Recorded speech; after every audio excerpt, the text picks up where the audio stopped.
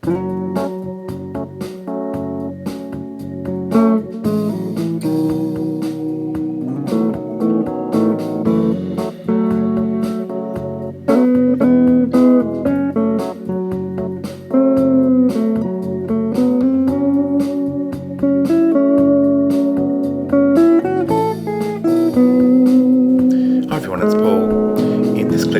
look at groups of benign cells that look like high-grade SIL. Just to remind you what the crowded hyperchromatic groups of high SIL look like. They have nuclear abnormalities, so hyperchromasia, variation, size and shape, irregular nuclear membranes. But the groups themselves also lack polarity, so the nuclei point in all different directions, they look disorganized, very crowded. That's because of the high NC ratio. And around the outside you can usually see the centrally placed nuclei, and the edges are quite ragged, so you don't have a smooth community border at all.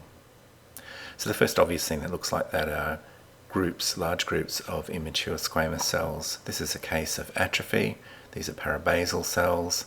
Notice how much blander the nuclei look, so they have fine, even chromatin, and if you look at the sort of long axis of all the nuclei, they're pointing pretty much in the same direction, so they have good polarity. Around the edge you can see nuclei quite well spaced, reflecting the fact that they're not very high NC ratio. And if you look at the nuclei in the middle of the group, then you can see that they have only a couple of nuclei deep. This is probably a harder example. This is atrophy as well, and these are quite hyperchromatic looking groups of parabasal cells.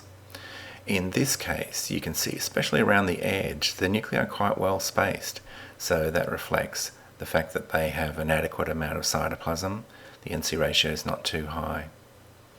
And if we look on higher power, you can see there is pretty good organization in here. Maybe less so than the last group, but not a lot of depth of focus, so I can only focus through really 2 layers of nuclei. Out on the edge, the NC ratio is okay for squamous cells, and they're definitely squamoid. They've got central nuclei. Often you can match the cells in these groups back to single parabasal cells and correlate with the clinical history that it's a postmenopausal patient. Now, groups get harder when they get a bit reactive, so this is actually a case of reactive metaplasia. So these are immature squamous cells. You can see the nuclei are looking more fired up, I guess, more excited. Maybe little nucleoli in quite a few of them. They're slightly enlarged, but again they have quite an adequate amount of NC of cytoplasm. The cell depth is not there either, so we've only got really a flat sheet of 1 nuclei, maybe in places 2 nuclei deep. Chromatin is actually a little granular, and I think that's partly a degenerate change, but there is not too much variation in size and shape here, and it just looks organized. This is another group in a fairly mature background, so superficial and intermediate cells there. These, I think, are reactive endocervical cells, so this probably you could call repair. There's prominent nucleoli in nearly all of the nuclei. The cytoplasm seems a lot less dense, but again notice that the chromatin is not hyperchromatic. It's quite bland, and the nuclei are a little crowded here, but they're not really overlapping in a disorganized fashion, especially when you can see the cells like this around the edges. You can see they have quite a bit of cytoplasm. The other gland cells that can be tricky are endometrial cells, because they form 3-dimensional, disorganized looking groups of cells that have a very high NC ratio. Notice, however, the uniformity of the nuclear size and shape in this group of endometrials, and they're all the same size or smaller than these intermediate nuclei. Around the edges they don't have very much cytoplasm, and certainly not looking squamoid. Another area that's very tricky and a lot less common is follicular cervicitis, so when you get artifactually clumped groups of lymphocytes. This is an example of that, and this looks really like a crowded hyperchromatic group with high NC ratio, so it's quite tricky. What you have to recognise here is the very small size, hard to compare here, I don't have an intermediate, and the very round shape to all of the nuclei. And quite a bit of variation maybe in size, but none of these will be terribly large, and the chromatin will not be terribly coarse, even though they're very hyperchromatic in this case. This is tricky, and often you'll have to look for a group of cells around that are more obviously lymphoid in nature. And this is an example of those here.